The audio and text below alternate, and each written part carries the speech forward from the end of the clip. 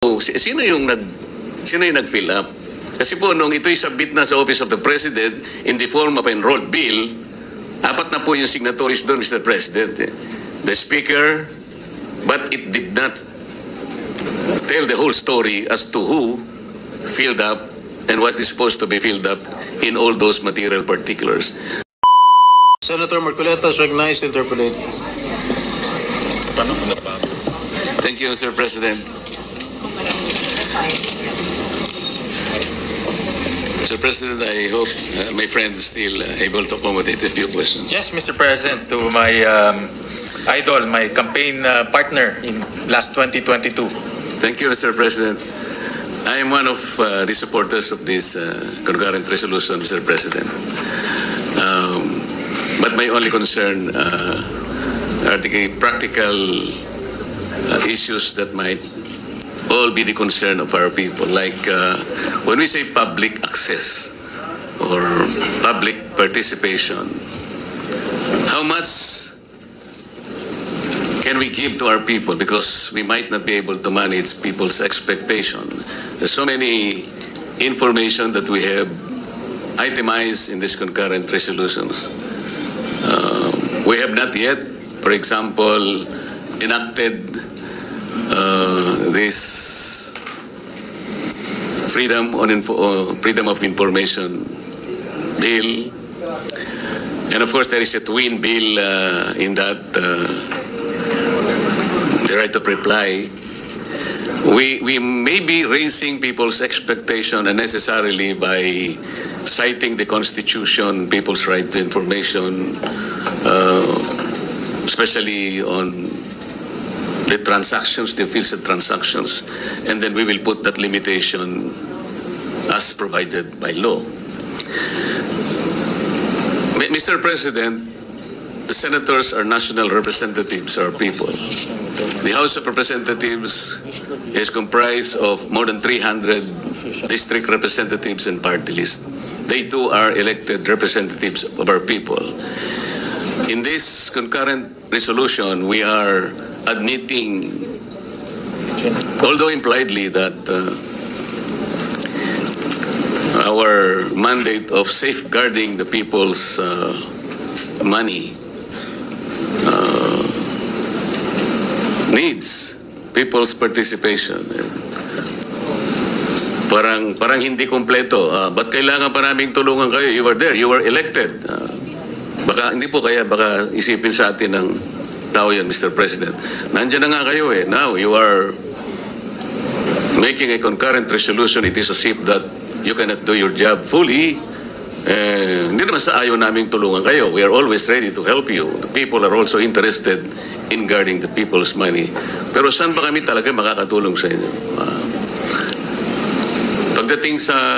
Kasi po, ako po bilang isang naging congressman, Mr. President, may access na po ako sa information. Like, bago po ako mag-graduate sa House, ito po pinakahuling budget, 2025 budget. Mr. President, when we were already on the first day of plenary debates, alam po ninyo, yung unang subject matter sa first day on plenary debates, ito po yung general principles. Wala pa pong agencies, Mr. President. I was about to ask some questions on the parameters set out by our national economic cluster. Hindi po ako nakapagtanong, Mr. President. A battalion of my colleagues prevented me from asking questions. So, Mr. President, kung ako po ay nandun na mismo, gusto kong magtanong man lang ng ilang tanong, hindi pa po ako nakapagtanong eh. Paano kaya po yung mga kababayan natin? How do we assure them? We wanted to give them a level of expectation, Mr. President. How do we do it? Paano natin sila pagbibigyan ng yung participation will be heard, it will be recognized, it will be vetted, kaya po ng tinatawag ni Senator Soto kanina. Interesado siya rin na talagang malaman talaga. Talagang madidinig. Yan po ang gusto ko itanong, Mr. President.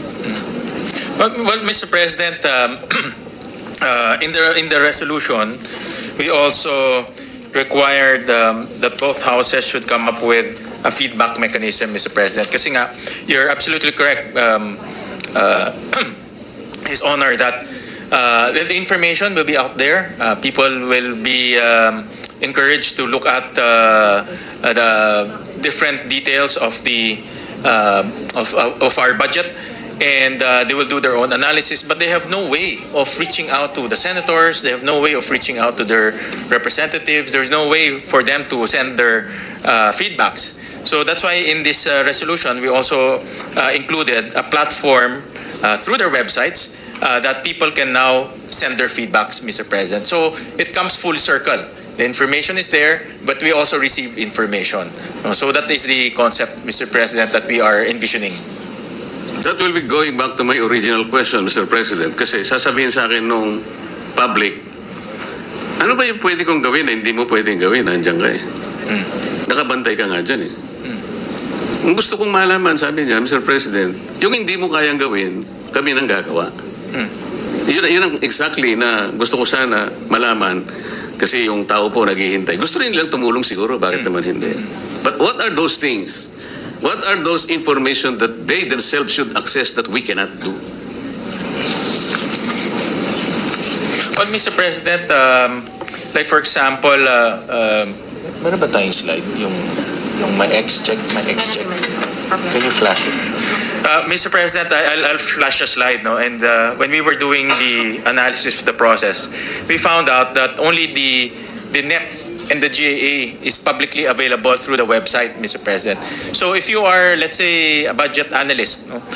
You want to analyze the budget, ito, Mr. President, only the NEP and the GAA is available in the internet.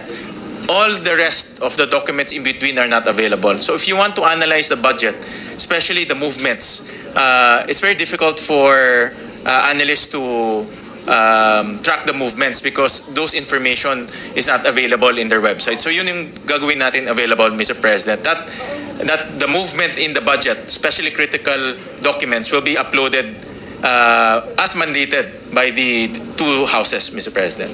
And each of the senators of this republic, Mr. President, is in a position to secure the assistance of a budget analyst.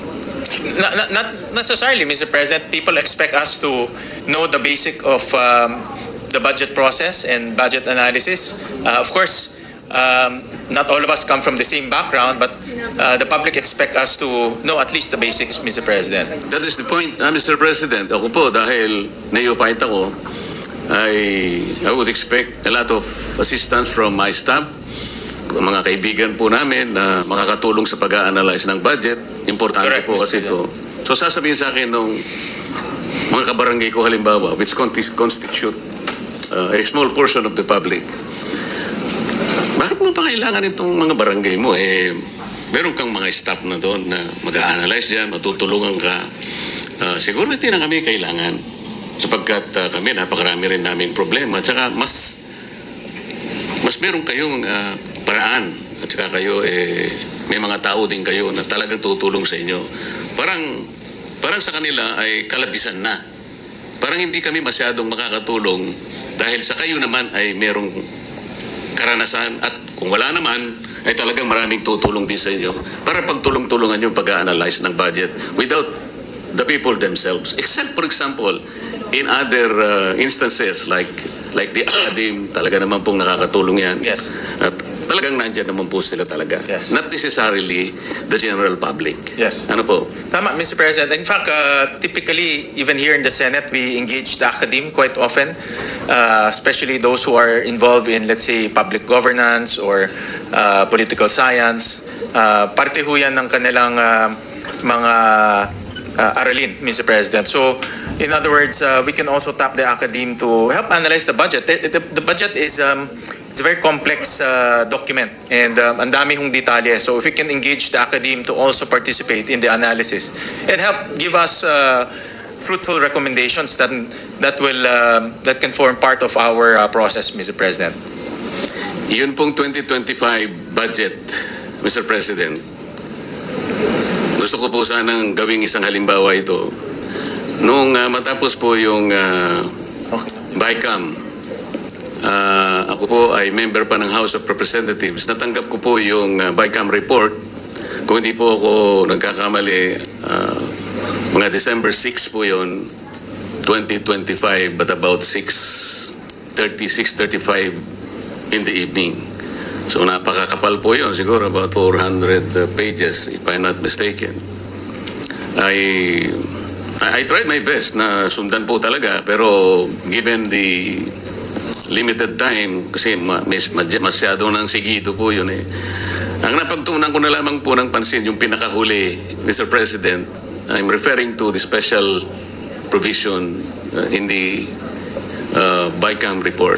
Napansin ko po talaga, there were about 12 or 13 pages containing about 28 blanks. So ang ginawa ko po, Mr. President, ay tinignan ko po, pinagsikapan ko pong hanapin kung merong instruction na nandun nakalagay, like I was expecting that an annex is appended in the report where the material particulars that will be